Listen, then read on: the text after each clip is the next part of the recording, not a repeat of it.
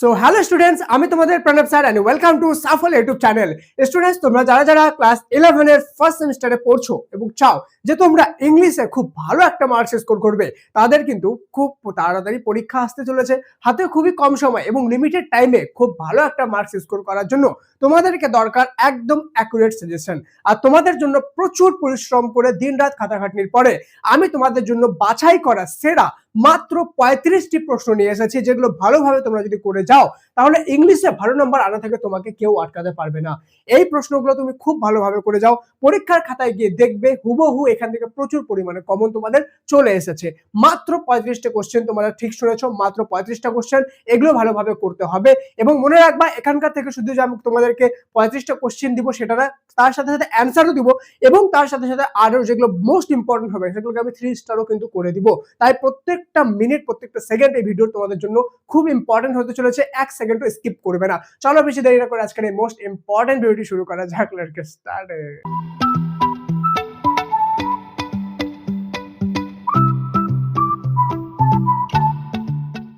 তো স্টুডেন্টস, এই যে 35টা কোশ্চেন হবে এগুলো কিন্তু তোমাদের অ্যাস্ট্রোলজার ডে থেকে হবে, ঠিক আছে? কেউ যদি এটা ভেবে বসে থাকো যে তোমাদের সম্পূর্ণ বই থেকে মাত্র 35টা কোশ্চেন দেবো, সেখান থেকে চলে আসবে, তো আমার কাছে সিধা সাপটা ডাইরেক্ট কোশ্চেন এর অ্যান্সারটা শুনে নাও যে এরকম কোনোদিনও হতে পারে না, কোশ্চেন কমন আসবে না। যদি পুরো বই থেকে আমি মাত্র 35টা দিই তাহলে তোমরা ধরে রাখো যে সেখান থেকে আসবে না, ঠিক আছে?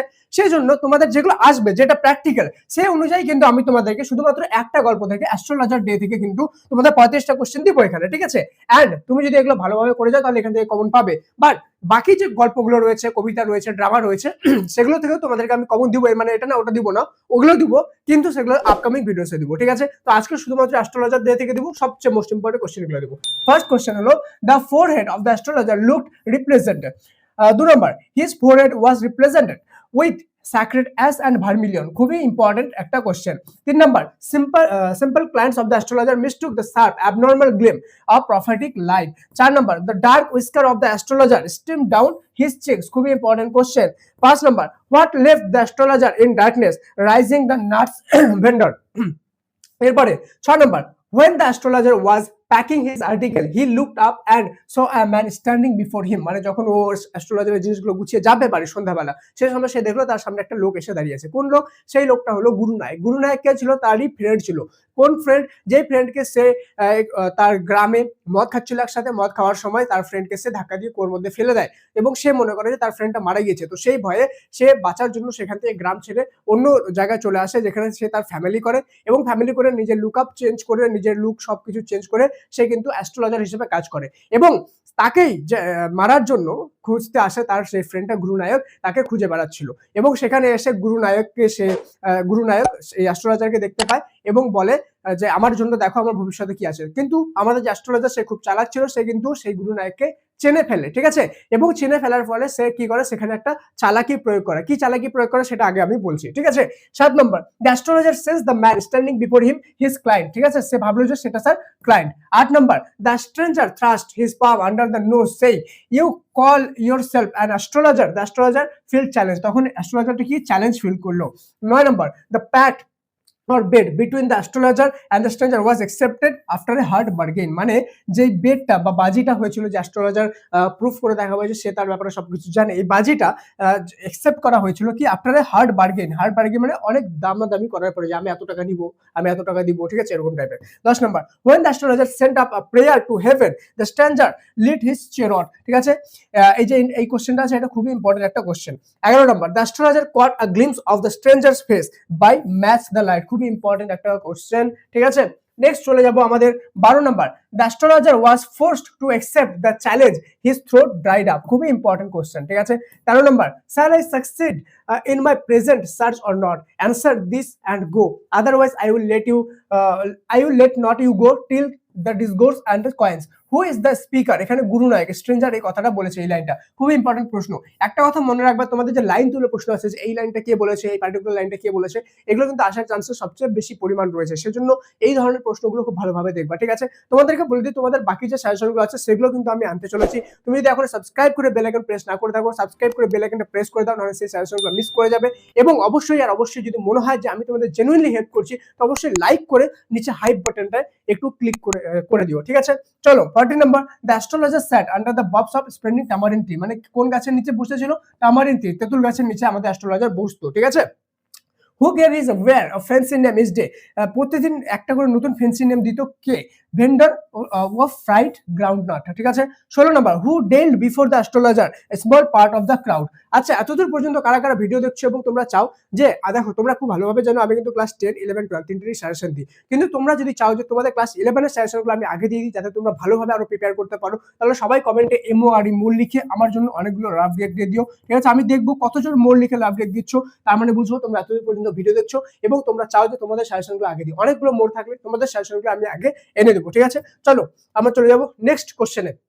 নেক্সট কোশ্চেনে যাওয়ার আগে বলে দিই, তোমরা যারা যারা খুবই সিরিয়াস আছো পড়াশোনা নিয়ে যে আমি পরীক্ষা খুব ভালো একটা মার্কস স্কোর করবই করব, ওকে, আমি একটা জেনুইন প্রিপারেশন করতে চাই এই লাস্ট 2 মাসে, তো এই লাস্ট 2 মাসে তুমি যদি জেনুইন প্রিপারেশন করে জেনুইনলি খুব ভালো মার্কস একটা স্কোর করতে চাও, তাহলে তোমাদের সবাইকে ওয়েলকাম করছে সাফল্যের অনলাইন ক্লাসে, যেখানে ইংলিশ আমি নিজে তোমাদেরকে রেডি করছি রিয়েল কোশ্চেন পেপারে। তোমরা ক্লাসে জয়েন করার সাথে সাথে যতগুলো ক্লাস আজ পর্যন্ত হয়েছে সবগুলো পেয়ে যাবা একদম সহজ সরল ভাবে, জলের মতো সহজ করে। তারই সাথে যেগুলো এক্সপার্ট নোট আছে সেগুলোও পাবা এবং লাইভ ক্লাসে তোমাদের ডাউট সলভিং ক্লাসেস হবে, তোমাদেরকে রিয়েল কোশ্চেন পেপারে প্র্যাকটিস করানো এখন শুরু হবে, ঠিক আছে। রিয়েল কোশ্চেন পেপার অর্থাৎ যেমন কোশ্চেন পেপার তোমাদের পরীক্ষা হবে সেম টু সেম কোশ্চেন পেপারে তোমাদের কিন্তু প্র্যাকটিস করানো হবে বেশি থেকে বেশি। তারই সাথে এবং সমস্ত গল্প কবিতাগুলো যা আছে সবগুলোরই কিন্তু লাইভ তোমার যে অ্যানিমেটেড ক্লাসেস সেটাও তুমি পেয়ে যাবা, এবং এগুলো সবকিছু মাত্র 249 একবার পেমেন্ট করে তুমি পেয়ে যাবা, মাত্র 249 একবার পেমেন্ট করবা, ঠিক আছে। এই 249 একবার পেমেন্ট করলে তুমি সম্পূর্ণ সেমিস্টারের এক্সেসটা কিন্তু পেয়ে যাচ্ছ, ঠিক আছে। এখনই অফার আছে, যাও হারি আপ, ঠিক আছে। পিন কমেন্ট ডেসক্রিপশন দুই জায়গায় দিয়ে দিলাম হাউ টু জয়েন বলে, সেখানে ক্লিক করে দেখে নিও কিভাবে জয়েন হতে লাগে। সিম্পলি সাফল্য অ্যাপ ডাউনলোড করে সেখানে তুমি দেখতে পারবা, স্টেপ বাই স্টেপ সব দেওয়া আছে, ঠিক আছে। যারা যারা জেনুইনলি সিরিয়াস আছো ভালো নাম্বার তুলবা তারা অবশ্যই জয়েন করে যাও। এই ক্লাসে জয়েন হওয়া মানে 100% মার্কসের গ্যারান্টি। আর মনে রাখবা পশ্চিমবঙ্গের নাম্বার 1 এডুকেশনাল প্ল্যাটফর্ম এবং আর্টস স্টুডেন্টদের জন্য ডেডিকেটেড সাফল্যের অনলাইন ক্লাস কিন্তু শুধুমাত্র তোমাদের জন্য আনা হয়েছে, ঠিক আছে। চলো নেক্সট চলে যাবো আমাদের 17 number, which light help the astrologer transit his business, the light of street lamp. 18 number, the place of business as mentioned in the short story astrologer there is light up by soft light, ঠিক আছে। 19 number, whatever the astrologer said please and astonish everyone, খুবই important একটা question, ঠিক আছে। 20 number, the astrologer had left his village without any previous thought or plan। 21 number, the astrologer was born and brought up in farmer's family, খুবই important question. 22 number, if the astrologer had continued his life in the village he would have carried a cultivating the land, মানে ও যদি ওর বাড়িতে থাকতো, ঠিক আছে, পালিয়ে না আসতো, তাহলে সে কি করতো? কাল্টিভেটিং দ্য ল্যান্ড, মানে জমি চাষ করতো, ঠিক আছে। চলে যাবো নেক্সট কোশ্চেনে। 23 number, the astrologer developed the ability to understand what was wrong within 5 minute, মানে একজন মানুষ যদি তার কাছে আসে তো তার সামনে সেই মানুষটার কি জীবনে কি ভুল চলছে সেটা বুঝতে একজন অ্যাস্ট্রোলজার শুধু 5 মিনিট টাইম লাগতো এই অ্যাস্ট্রোলজার, ঠিক আছে। তো আমি তোমাদেরকে কতদূর অব্দি কাহিনীটা বললাম যে অ্যাস্ট্রোলজার আসলো, ঠিক আছে। তো এবার যখন সে দেখলো যে গুরু নায়ক যে এটা ওই মানুষটা যে আমাকে মারতে এসেছে, অ্যাস্ট্রোলজার তখন অ্যানালাইজ করে বুঝলো, ঠিক আছে। তখন অ্যাস্ট্রোলজার কি করলো, তার মাথায় একটা বুদ্ধি আসলো যে আমি তার ব্যাপারে তো সব জানি, তো তার ব্যাপারে সব ঠিক ঠিক বললো। যখন প্রথমে সব ঠিক বললো গুরু নায়কের ব্যাপারে, তখন গুরু নায়ক ভাবলো এ তো সত্যিকারের অ্যাস্ট্রোলজার, এ তো সবকিছু সত্যিকারে জানে। তখন গুরু নায়ককে বললো তুমি যাকে খুঁজছো সে তো অলরেডি মারা গেছে, ঠিক আছে। আসলে তো ওই অ্যাস্ট্রোলজারকেই খুঁজছিল, কিন্তু সে তো অ্যাস্ট্রোলজার হয়ে ড্রেস চেঞ্জ করে নিয়েছে, দাড়ি বাড়ি লাগিয়ে নিয়েছে, ঠিক আছে। তো এবার সে বললো যে তুমি যাকে খুঁজছো সে মারা গিয়েছে। তো বললো কিভাবে মারা গিয়েছে? তখন এ বললো যে সে লরির নিচে চাপা পড়ে পিষে মারা গিয়েছে, ঠিক আছে।